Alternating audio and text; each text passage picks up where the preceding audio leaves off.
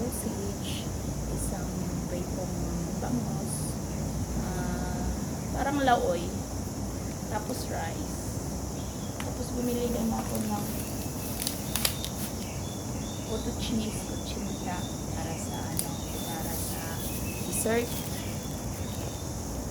Tapos charan, may favorite. Hindi mo na masyadong malamig. Ano ko muna. Ibalik na hanggang masyado siya. Water. Kailangan. Kasi ang init-init ng panahon. Kasi electric fan ko, palagi nalaglag. Lagay ko sa coach. Wala kasi table dito.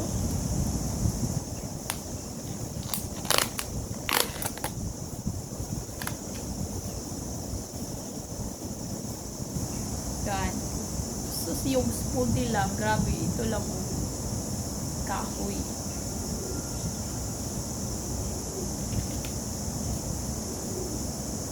Tapos ito, parang parang pakbet. Sinabawan, laon.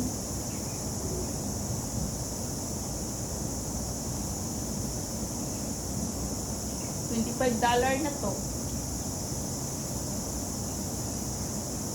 Magkano sa Pilipinas?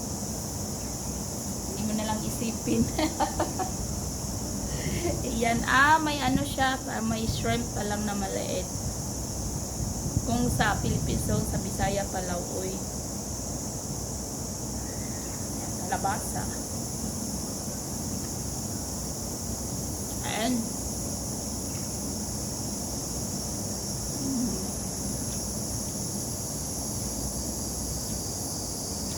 Hawak-hawak nila kasi walang table. May table sana doon, pero pa siya, init. Mabuti open na dito. Last time na pumunta ako dito, sirado to eh. Iwan ko bakit sinarado. Parang hindi ko naman nakita ni-renovate.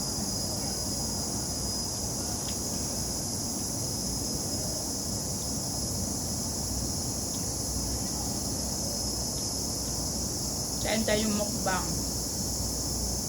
Maya mag-live ako. Ano mo na? Ang jobe o style.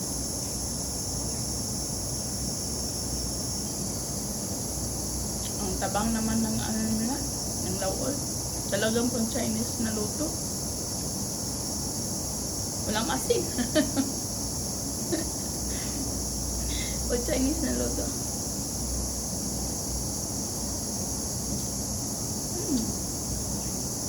Bawal sana. Pritong bangus. Masarap siya. Hindi malangsa.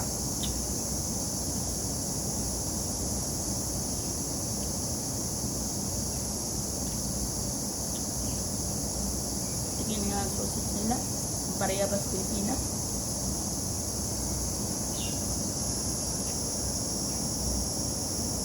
Masarap.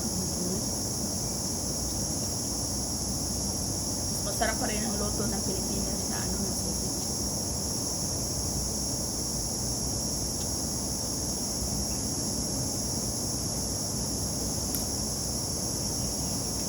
Now oil. Iwan ko kung anong tawag dito sa Tagalog. Sa pa? Bisaya, laoy. May sikwa pa siya.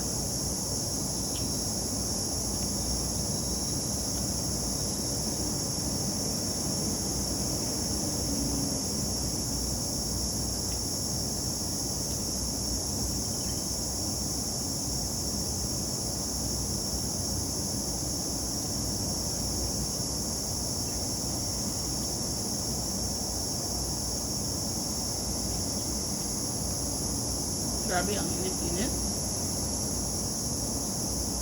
Bilib ako sa mga tao dito kahit mainit wala exercise.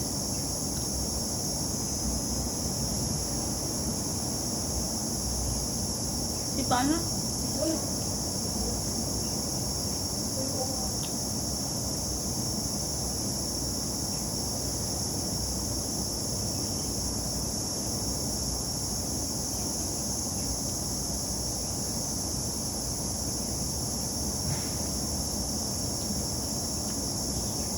is cleaning in the cleaning in the park. Relaxing here. Nagpapahinga. Kasi ang init talaga.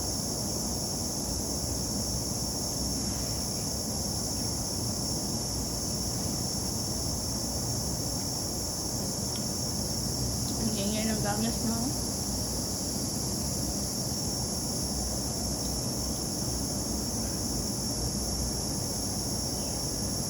Namiss ko na yung luto ng mama ko.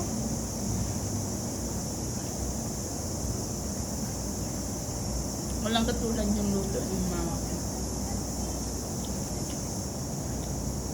Ang abangan ko naman yung luto ng anak ko. Kasi magaling na daw magluto. May mentor sila, may good mentor ay, yung mother ko.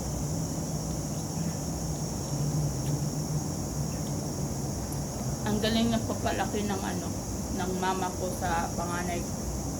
Sana si Bunso ganun din. Yan, i-pray ko.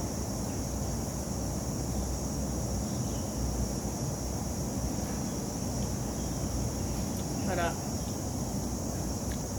hindi siya, in the future, hindi siya magbaan.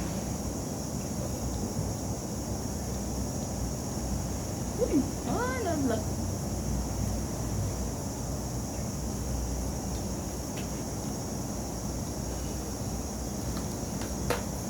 Ano ba yung straw?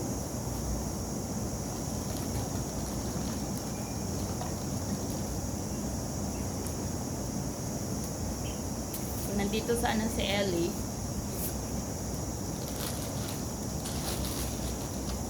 Nalibre ko na yun sila. Ng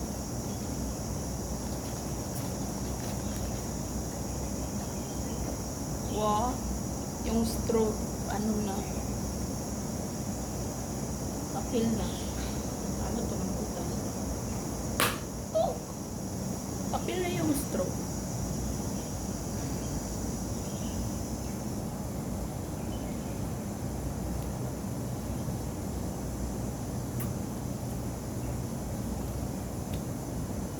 Yummy. Strawberry.